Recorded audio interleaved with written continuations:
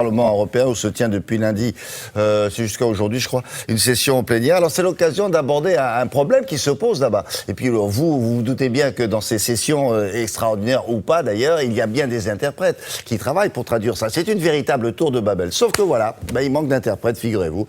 Et pourtant ils sont essentiels donc au bon fonctionnement des institutions. C'est un cri d'alarme. Bonjour Stéphanie, expliquez-nous ça. Bonjour, effectivement William, comme vous l'avez dit, ils sont essentiels au bon fonctionnement des institutions, que ce soit la Commission à Bruxelles ou ici le Parlement à Strasbourg. Et puis ils sont tout simplement essentiels au bon fonctionnement de la démocratie. C'est pourquoi c'est inscrit dans le règlement du Parlement européen.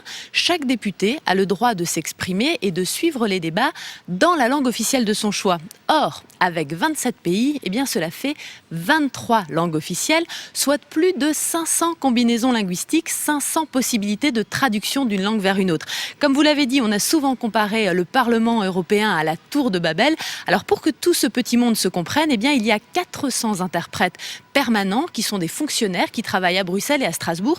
Mais ici, en session plénière à Strasbourg, quand tous les députés sont rassemblés, il leur faut des renforts. C'est pourquoi on fait appel à des interprètes freelance. Et chaque mois, pendant 4 jours à Strasbourg, c'est une véritable armada d'interprètes qui débarquent ici. Lors des sessions strasbourgeoises, ils sont plus nombreux que les 736 eurodéputés qui siègent dans l'hémicycle. Les pays d'Amérique latine ont désormais des perspectives de croissance. Serge Levenec fait partie des 1000 interprètes qui interviennent lors des sessions plénières. Il parle anglais, allemand, italien et espagnol. Dans chaque cabine, les interprètes sont ainsi capables de couvrir en moyenne 10 langues. Et les autres langues, on va les chercher dans les autres cabines en faisant ce qu'on appelle du relais.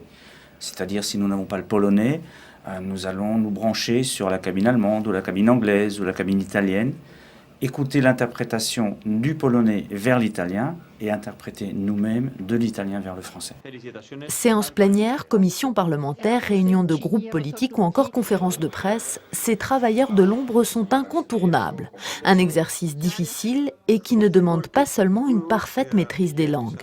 Nous occupons de tout ce qui nous concerne pour notre travail, la situation économique, politique. Par exemple, nous avons des réunions où on parle de médecine, donc nous nous informons également dans ce domaine.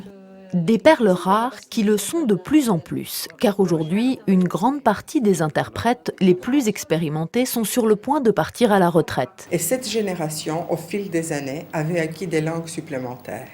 Donc même si on trouvait le même nombre d'interprètes pour remplacer ceux qui prennent leur retraite, on perdrait 40 à 50% de notre potentiel.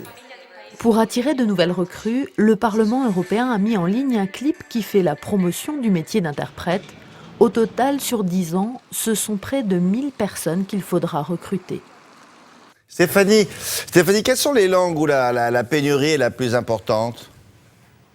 Alors William, ça va sûrement vous surprendre, mais là où manque le plus d'interprètes, ce sont les interprètes de langue anglaise.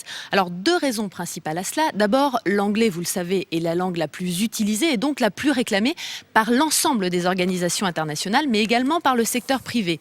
Et puis l'autre raison, c'est que la suprématie de l'anglais a fait que les Britanniques ont de moins en moins appris d'autres langues. Résultat, aujourd'hui en Grande-Bretagne, on est à la recherche pour le Parlement européen de près de 300 interprètes. Mais dans les années à venir, on va également manquer d'interprètes de langue maternelle française, allemande, italienne ou encore néerlandaise. Et puis, il y a d'autres langues issues de plus petits pays comme le maltais ou le letton, où là, le déficit est permanent. Alors enfin, une dernière explication pour expliquer cette pénurie, c'est le niveau exigé ici. Il est très élevé, on ne recrute que l'élite des interprètes. Un seul chiffre pour vous l'expliquer, sur l'ensemble des candidats qui présentent le concours pour devenir interprète au Parlement, seulement 30% sont retenus. Ah oui, et puis être suffisamment compétent pour traduire du letton en maltais, bonne chance au boulot, là, les étudiants. Merci beaucoup, c'était Stéphanie Lafointé du bureau de France 2 à Strasbourg. À bientôt. Voici